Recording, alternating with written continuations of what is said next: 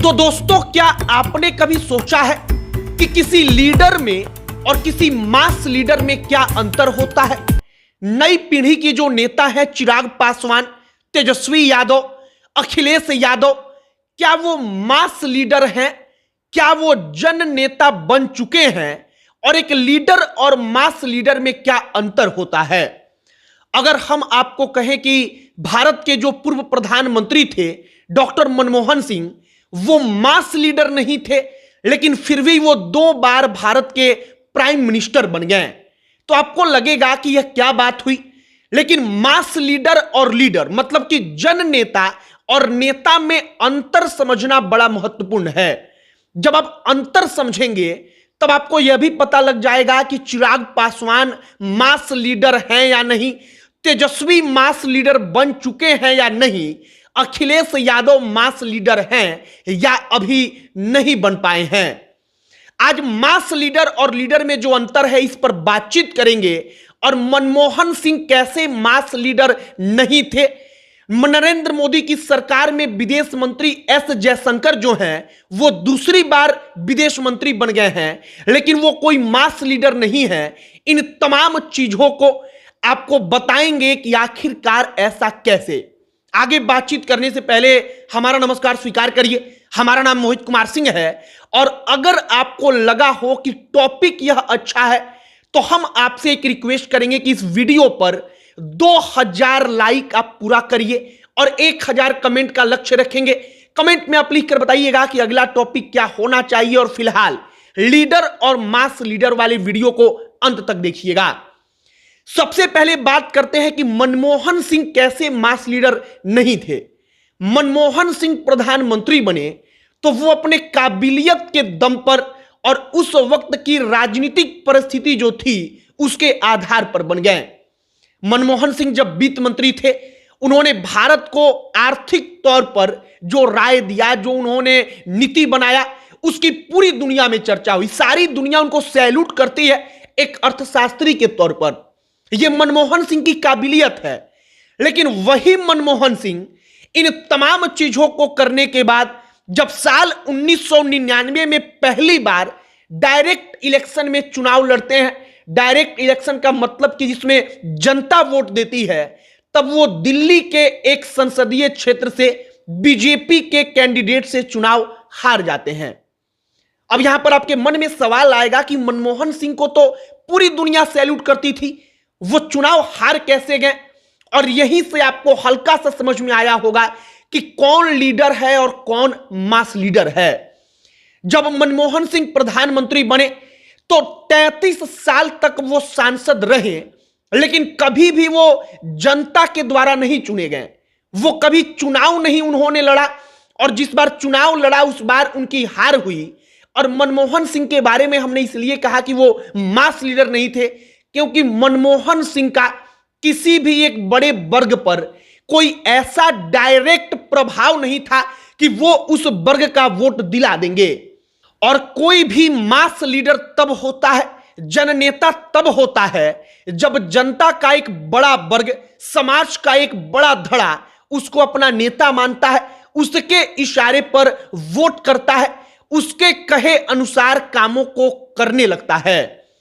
अब मनमोहन सिंह के अंदर काबिलियत थी, वो काबिल थे, इसलिए वित्त मंत्री बने और बाद में प्रधानमंत्री बने, ना कि मास लीडर थे। ऐसे ही आप नरेंद्र मोदी की सरकार में देखिए, एस जयशंकर कोई मास लीडर नहीं है। आप बताइए कि आपके यहां के सीट पर जब चुनाव हो रहा था तो एस जयशंकर का कितना प्रभाव था? एस जयशंकर के बारे में तो हमें लगता है कि उत्तर प्रदेश, बिहार, इन तमाम राज्यों में किसी रैली में नाम तक नहीं लिया गया। उन्होंने क्या काम किया, क्या काम नहीं किया।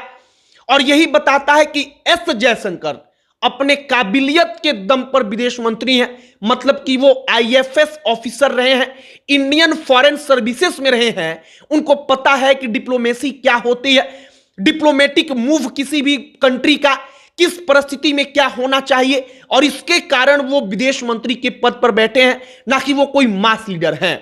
यही अंतर होता है लीडर और मास लीडर में। वो नेता तो हैं, विदेश मंत्री तो हैं, सांसद तो हैं, लेकिन मास लीडर नहीं है।